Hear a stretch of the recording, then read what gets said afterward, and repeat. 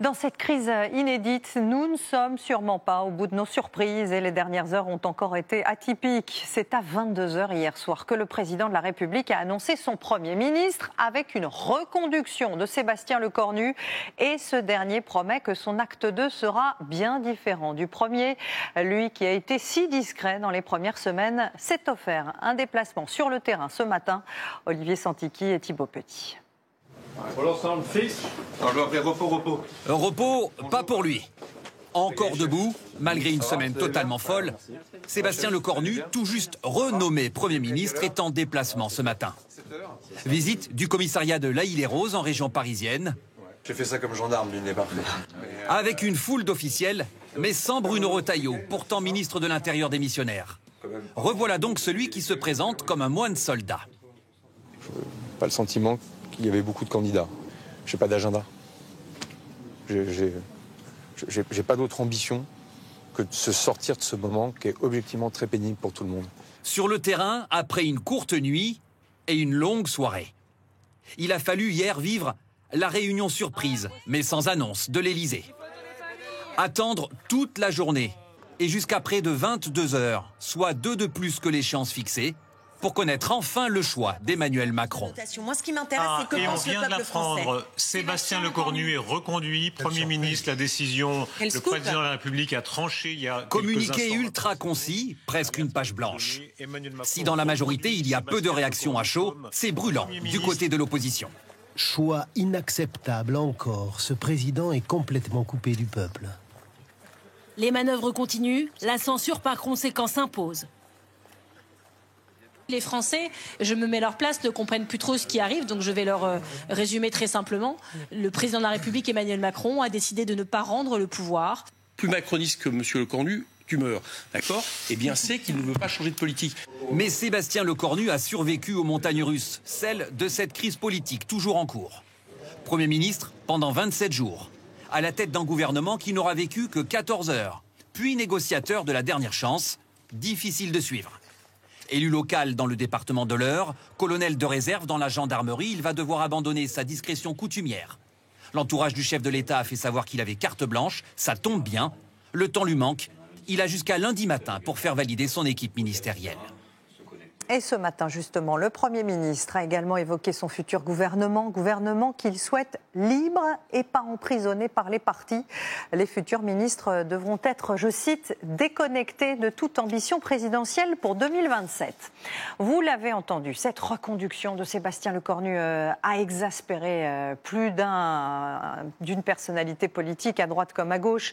Sur le papier, difficile de penser qu'il a des chances de survivre à la censure. Mais s'il a accepté cette mission par devoir, c'est qu'il pense avoir une infime possibilité de faire voter un budget. Quelle est-elle ? Décryptage avec Mathieu Desmoulins et Élodie Dubosc. Sa mission ? Ne pas être contraint à la démission, une nouvelle fois, et survivre dès cette semaine à la censure des oppositions. D'ores et déjà, le Rassemblement national et ses alliés ont annoncé la voter, tout comme de l'autre côté de l'hémicycle, la France insoumise, les écologistes et les communistes.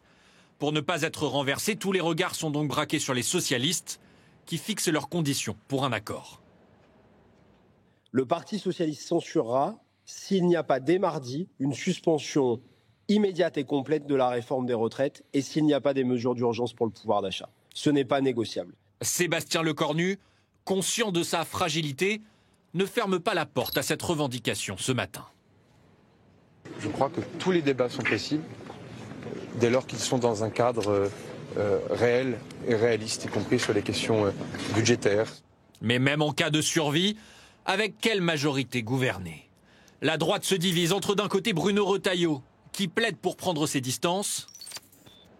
Ma conviction, c'est qu'il ne faut pas participer. Et de l'autre, les députés, majoritairement pour retourner au gouvernement. Cette situation de fracture nous oblige à aller dans le sens de la responsabilité, dans le sens d'une participation exigeante, mais nous devons aussi être capables de faire des concessions fortes et au premier rang desquelles, très certainement, malheureusement, une suspension, un décalage de la réforme des retraites.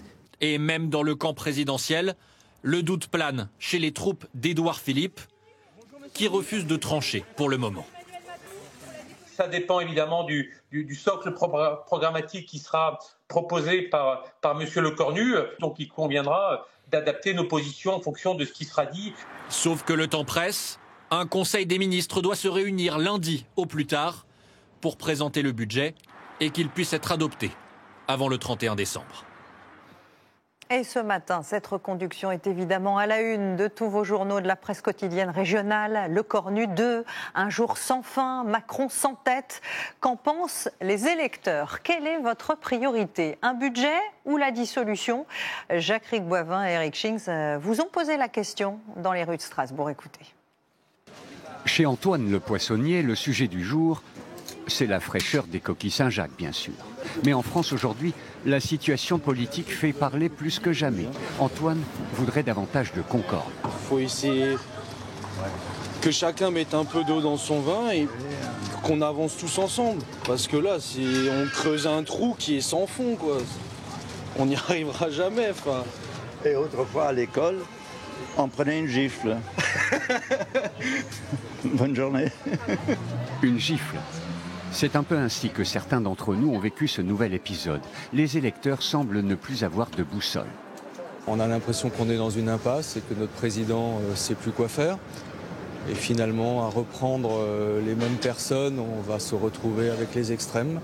Donc je suis extrêmement inquiet pour la France. C'est affligeant ce qui se propose actuellement avec tous ces partis politiques qui ne veulent pas s'entendre. Alors le seul problème, c'est le déficit de la France, le grand défi, le grand problème. Ils n'en parlent absolument pas. Ce qu'il y a, c'est l'ego de chacun. Si la renomination de Sébastien Lecornu ne laisse personne indifférent, certains veulent croire que le Premier ministre peut y arriver. Je pense que Lecornu aujourd'hui est capable de faire consensus et de développer finalement une ligne qui pourrait plaire à l'ensemble des forces politiques autour de la table qui sont prêtes à travailler. Mais les optimistes restent très minoritaires. Et si le prochain gouvernement devait être censuré, les regards se tournent alors vers l'Élysée. Pour moi, c'est terminé. Et moi, je pense qu'il faudrait faire une présidentielle. Il faudrait y songer sérieusement, quoi. Et donc, s'il devait choisir de démissionner, le président de la République, il faudrait attendre que le budget soit voté, attendre quelques mois, au moins 6 mois, pour que les différents partis puissent donner un programme sur lequel on puisse un petit peu se baser. La liste des courses est décidément particulière ce matin. Une grosse part d'incertitude, un peu de lassitude, un soupçon d'abattement, un zeste d'optimisme. Drôle de recette. Au Premier ministre désormais de se mettre au fourneau.